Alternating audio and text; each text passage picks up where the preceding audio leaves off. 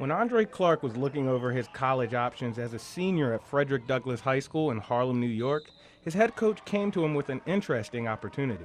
Coach Rice knew one of my coaches, Coach Kevin Jackson, from back in New York that I played with. And they both contacted each other, and they were able to get me out here kind of last minute. Once Andre got out to Bismarck last summer, it took a bit of time to adjust from life in the Big Apple to the laid-back atmosphere here.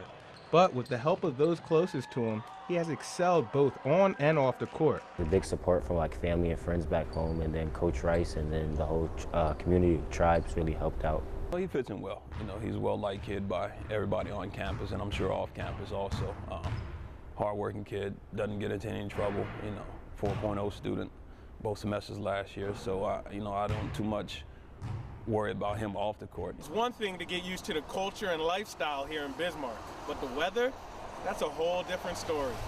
I don't think I could ever get really used to the weather. It's just real different. Like, I think this past week we had like -30s, -20s, and back home it's like 30, so it's a big difference. All weather jokes aside, Andre admits the 2,000+ mile move from the big city to the capital city has helped him grow in ways he couldn't imagine. I feel like I just learned a whole bunch on and off the court, like from the culture, from United Tribe and the culture of Bismarck off the court. I feel like I've learned a lot on and off the court. Like, I've met people that like I never would have met in my life before, and I got to interact with people who were pretty cool. And when it comes time to graduate in May, Andre will likely be on the move again. My goal is to play basketball at the next level, whether it's D1 or D2. I feel like that's one of my goals. But my main goal is just to make sure I get my education, since that's real important to me and my family. Wherever that road takes him, I'm sure he'll be able to adapt. With the spotlight on Andre Clark, for NBC North Dakota Sports, I'm Jason Dumas. North Dakota's top swimmers will gather in Grand Forks for the state meet this week.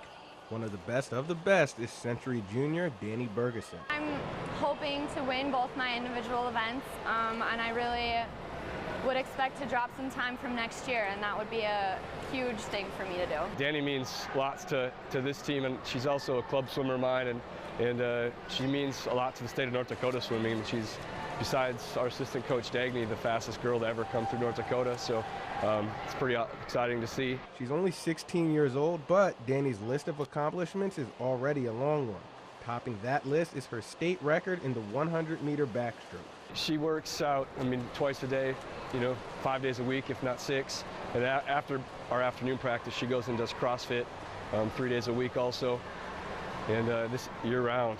That work has certainly paid off, as she has the lowest qualifying times for a number of events heading into state.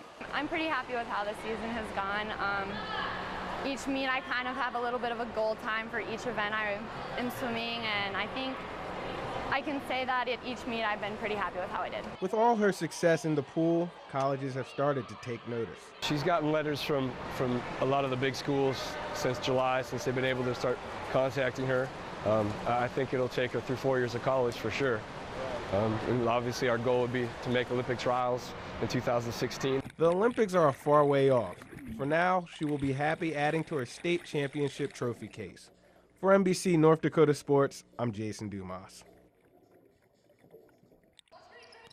When Jess Bygate came to the United States, she knew she would have to make a lot of adjustments. But what she didn't know is that most of them would be on the basketball court. It's probably more physical over here.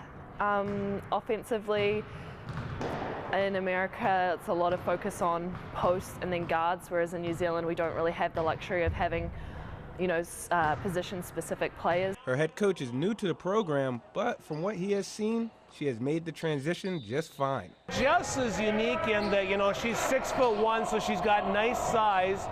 But the thing I like about, she might be our team's best shooter from that 15 to 17-foot range. In fact, Bygate's character may have impressed her coach even more so than her stellar play. I've been at it for like 25 years as a head coach.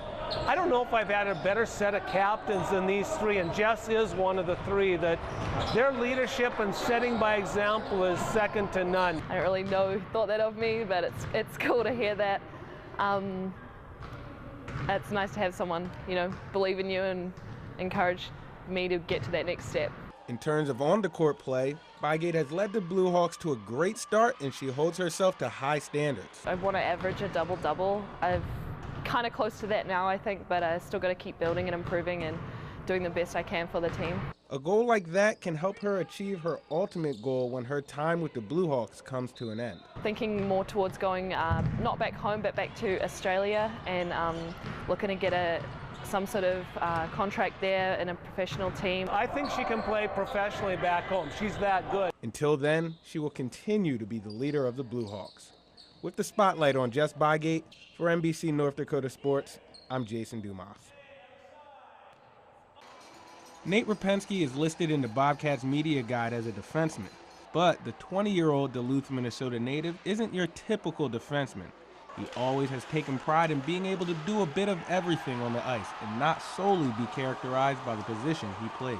Being a defenseman, I mean, obviously you want to focus first on the defensive end, so I'm trying to make the first pass and obviously not get scored on when I'm on the ice, but I like to kind of think of myself as a two-way defenseman. I used to be a forward growing up for part of that time, and so I love to pass the puck and get in on the offense a little bit and chip in when I can. Those all-around skills have been a major asset for the Bobcats. He is amongst the points leaders in the NAHL. He's very offensively gifted, and I think now, he has his commitment. He can settle down.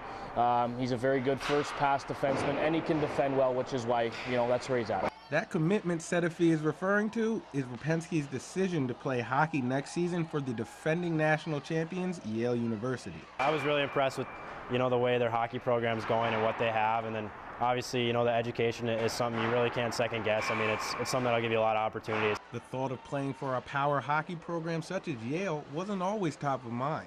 Nagging injuries after high school almost caused him to give up the sport completely. I had a kind of a groin injury that plagued me last year, and so this offseason was I refocused kind of training stuff and worked on, just moving more efficiently and kind of switched some things up in my diet a little bit to just, make things easier and be in better shape when I came in. Rapensky will visit Yale's campus for the first time in the coming weeks. For now, his focus is on bringing a Robertson Cup to Bismarck. With the spotlight on Nate Rapensky, for NBC North Dakota Sports, I'm Jason Dumas.